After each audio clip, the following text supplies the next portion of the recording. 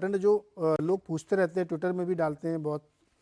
मैं 2 उदाहरण पढ़ के बताता हूँ, फिर आप लोग मुझे बताइए कि क्या रिजल्ट कैसे पढ़े जाएं, कैसे समझे जाएं। जैसे टेक महिंद्रा का नतीजा आया Q2 का, नाम इसलिए ले रहा हूँ क्योंकि वो कंपनी का रिजल्ट आया और मैनेजमेंट ने बहुत ईमानदारी से एक्सेप्ट किया कि अभी सिचुएशन ठीक नहीं है, टर्न अराउंड के भी एकदम से उम्मीद नहीं करनी चाहिए, कुछ क्लाइंट खर्चों में कमी कर रहे हैं और माहौल बिल्कुल ठीक अभी है नहीं।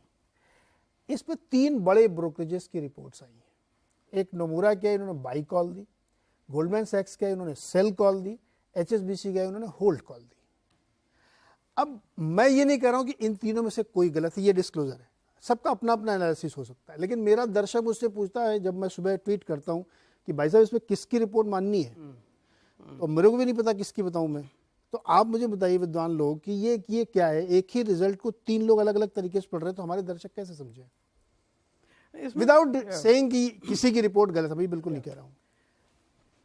देखिए, एक मजे की बात यह है कि बाय हो या सेल हो, प्राइस लो टारगेट, वो एक टाइम के लाइन लें अगर हम 6 महीने, 1 साल, 2 साल, 3 साल, तो वो सारी करेक्ट हो सकती हैं। मतलब वो उस प्राइस पे भी जा सकता है, उस प्राइस पे भी जा सकता है। तो वो पर जो एनालिस्ट हैं वो अपने एजम्पशंस लेते हैं, वो मैनेजमेंट कमेंट्री को देख के, रिजल्ट्स को देख के वो एजम्पशंस लेते हैं कि कितनी ग्रोथ आएगी। किसी का एक्सपेक्टेशन है कि यूएस मार्केट टेक महिंद्रा के केस में जल्दी टर्न अराउंड हो जाएगा तो उसका भाव ज़्यादा होना चाहिए, किसी का है कि नहीं टर्न अराउंड होगा तो ये प्रॉब्लम कंटिन्यू होगा तो उसका कम प्राइस रहेगा।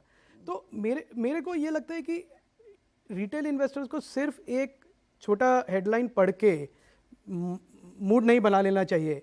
और ये हमने देखा जब टेक IPOs आए थे, इतने बड़े बड़े कंपनीज के नाम लेने की जरूरत नहीं है, सबको मालूम है, और सब एनालिस्ट की उस टाइम पे कंसेंसस व्यू था कि ये तो 5,000 जाएगा, ये 10,000 जाएगा, ये, और वही स्टॉक सब मतलब 1/4 द प्राइस है, और वो बाय रिपोर्ट अभी भी हैं। हाँ, थोड़े कम प्राइस पे हैं पर अभी भी वो बाय रिपोर्ट ही रहती हैं। तो आप, मेरे को लगता है रिटेल इन्वेस्टर्स को इन एनालिस्ट को कम्प्लीटली इग्नोर कर देना चाहिए, क्योंकि ये जो रिपोर्ट्स हैं ये ज़्यादा छपती हैं इंस्टीट्यूशनल इन्वेस्टर्स के लिए, फंड मैनेजर्स के लिए, वो मीडिया में आती हैं ऑब्वियसली क्योंकि विजिबिलिटी मिलती है, पर विदाउट गेटिंग द कॉन्टेक्स्ट, ये देख के इस एनालिस्ट ने इस पे इतना टारगेट लगाया तो मतलब 800 रुपये का स्टॉक है और टारगेट 1200 है तो ये तो ले लेना चाहिए। मुझे लगता है वो गलती है, वो नहीं करनी चाहिए। वो उसका कोई गारंटी नहीं है। इनफैक्ट मैं अपने एक्सपीरियंस से कहूँ तो मुझे लगता है कि 50-60 से ज़्यादा जो एनालिस्ट, शायद हो सकता है अरुण जी उससे भी ज़्यादा हो, वो गलत होती हैं। मैं एक्सपीरियंस से बता सकता हूँ आपको। तो उन टारगेट्स पे मुझे नहीं लगता किसी को जाना चाहिए। हाँ, क्योंकि कॉन्टेक्स्ट। एक और उदाहरण देता हूँ, उसके बाद फिर मैं क्योंकि हम ये जानना चाहते हैं कि कैसे रीड करें। एशियन पेंट के रिजल्ट आए है ना, इसमें 3 ब्रोकरेज रिपोर्ट का एग्जांपल है। HSBC ने by call the, target 4,000। Morgan Stanley की अंडरवेट है, टारगेट 2702 रुपये। जेफरीज की अंडर परफॉर्म है, टारगेट 2500 रुपये।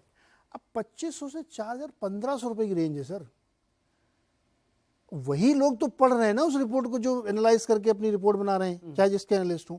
इतना वेरिएशन ये कैसे होता है? अरुण जी आप कुछ प्रकाश डालें, कैसे रीड करें हमारे दर्शक लोग इसको? सर ये वेरिएशन होता है जैसा अभय जी ने कहा, एजम्पशन से और वैल्यूएशन से। कोई उसको 60 का मल्टीपल दे रहा है, कोई 40 का दे रहा है, किसी को कहीं मैक्रो में प्रॉब्लम लग रही है, किसी को लग रहा है कि जैसे नेक्स्ट फेस्टिवल सीजन आने वाला है तो पेंट्स का यूजेज सबसे ज्यादा होता है तो वहां पर उसको मोमेंटम मिल जाएगा, वॉल्यूम ग्रोथ आ जाएगा। दूसरा है कि जैसे जो सेल या होल्ड पे हैं, जो लोअर रेंज पे हैं 2500 वाले, कंपटीशन बढ़ रहा है, एक बड़ा प्लेयर पेंट में घुस रहा है। अब वो कितना मार्केट शेयर ले पाएगा, ये हर एक की डिफरेंट एजम्पशन है। कुछ ना कुछ तो प्रेशर डालेगा, या तो वॉल्यूम पे डालेगा, मार्केट शेयर लेगा, या मार्जिन पे डालेगा। मैं लोअर मार्जिन करके बड़ा प्लेयर हूं, बैलेंस शीट मेरे पास है, लोअर मार्जिन करके बेचूंगा तो प्रेशर आएगा दूसरे की प्रॉफिटेबिलिटी पे। तो कितना कैसे रोल आउट होगा, हर एक की एजम्पशंस डिफरेंट रहती है।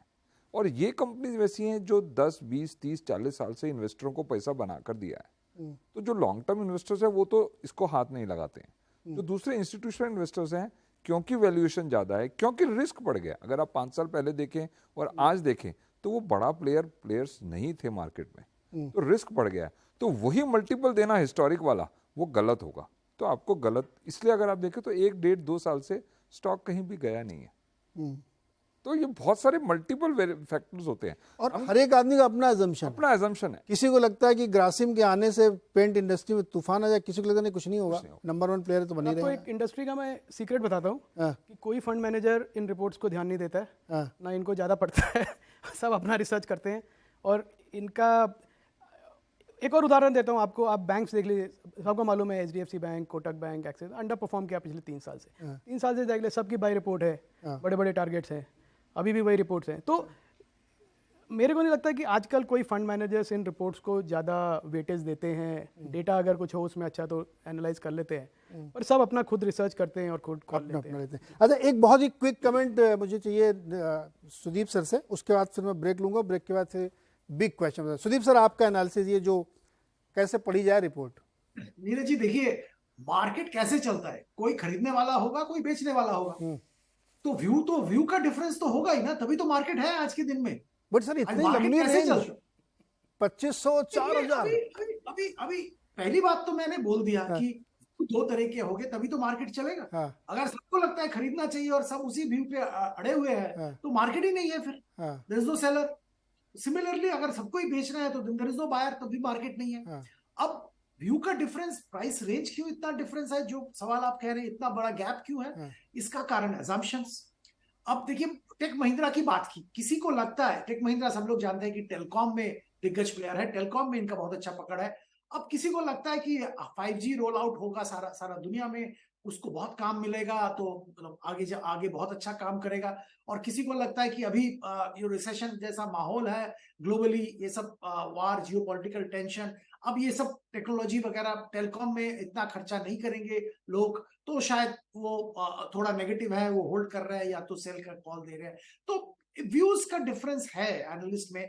आज सेम चीज मैं एक तरह से देखूंगा, अभय जी एक तरह से देखेंगे, अरुण जी एक तरह से देखेंगे, तभी तो मार्केट है, तभी तो मजा है। मार्केट तभी तो मजा। देखिए, मेरे लिए एक और टॉपिक मिला डिस्कशन का कि मैं तो देखिए आप लोगों से निकालता हूँ, एजम्पशन का बहुत वैल्यू है। आप लोग बार बार कहते हैं ना वैल्यूएशन देखो, वैल्यूएशन से ज़्यादा मैं एजम्पशन भी देखूंगा। बिल्कुल, कि हो सकता है अरुण जी को बहुत पसंद आ रहा हो तो वैल्यूएशन नहीं देखूंगा, आपको बहुत अच्छा लग रहा है कि वैल्यूएशन है तो मैं वो भी देखूंगा। ये बहुत इंटरेस्टिंग, क्योंकि इन्वेस्टिंग इज एन आर्ट, ये कला है। सिर्फ नंबर्स देख के अगर आप इन्वेस्टिंग करने जाएंगे तो कई बार आपसे गलती हो सकती है। Common sense is most uncommon thing, और वो मार्केट में सबसे ज़्यादा चलता है। तो ये रिपोर्ट्स हमने इसलिए डिस्कस की क्योंकि हमसे बहुत सवाल पूछे जाते हैं कि बार बार इतनी वेरिएशन की रिपोर्ट्स क्यों आती हैं। इस पर हमारे पैनलिस्ट का हमारा कोई डिसएग्रीमेंट एग्रीमेंट नहीं है। ये रिपोर्ट्स उनकी अपनी है, जैसे भी चाहे आप उनको रीड कर सकते हैं, लेकिन कैसे रीड करना चाहिए ये हमने यहाँ पे आज डिस्कस किया। चलिए यहाँ पे